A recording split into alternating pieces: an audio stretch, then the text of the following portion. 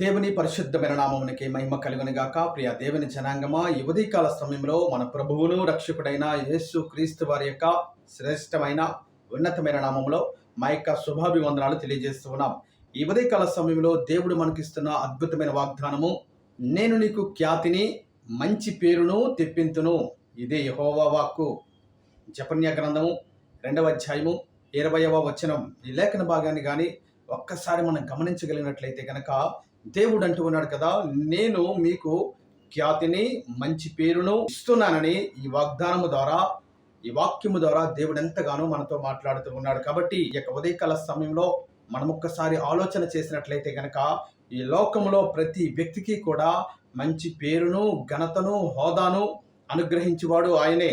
దేవుని వాక్యంలో ఉంటుంది కదా, దేవుడు ఒకరిని హెచ్చించును, ఒకరిని తగ్గించును అని ఒక మంచి లేఖన భాగము పరిశుద్ధ గ్రంథంలో ఉంది. కాబట్టి ఈ లోకములో ఎవరిని హెచ్చించాలన్నా, ఎవరిని గణపరచాలన్నా, ఎవరికి మంచి పేరు ఇవ్వాలన్నా అది దేవుని వశములోనే ఉంది కనుక, మరి ఈ లోకంలో ప్రతి మనిషి కూడా నాకు ఒక మంచి పేరు కావాలి, హోదా కావాలి, ఘనత కావాలని ప్రతి ఒక్క వ్యక్తి కూడా ఆశపడుతూనే ఉంటారు కదా.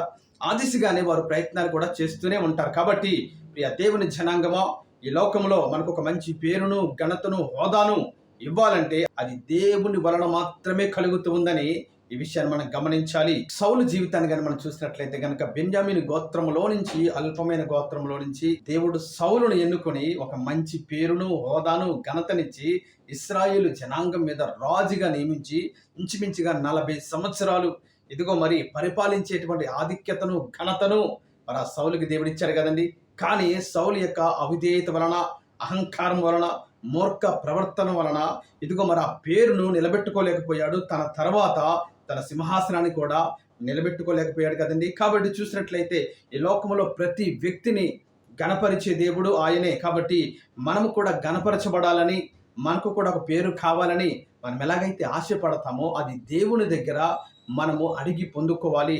దేవా, నన్ను హెచ్చించండి, నాకు ఒక ఉన్నతమైన స్థితిని ఇవ్వండి, ఇదిగో నేను కూడా దీవించబడాలి, నేను అనేక మందికి దీవెనకరంగా ఉండాలి, నేను అనేక మందికి ఆశీర్వాదకరంగా ఉండాలని దేవుని దగ్గర మనము పోరాడి ప్రార్థించి గెలుచుకోవాలి.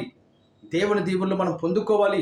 ఇదిగో మరి భక్తుడైన యాకోబు ఎలాగైతే ఒక రాత్రంతా పోరాడి దీవించబడ్డాడో అదే రీతిగా మనము కూడా దేవుని పాదాలు పట్టుకుని ఈ లోకంలో మనకు కావలసిన ప్రతి ఒక్క దీవెన, ఆశీర్వాదమును దేవుని దగ్గర మనం పొందుకునే వారిగా ఉండాలి.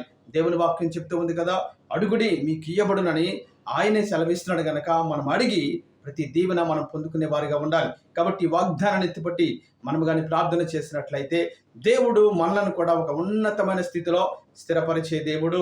ఈ వాగ్దానమును దేవుడు దీవించి ఆశీర్వదించును గాక. దేవుని కృప ఈ దినమున మనందరికీ తోడై ఉండును గాక. ఆమేన్.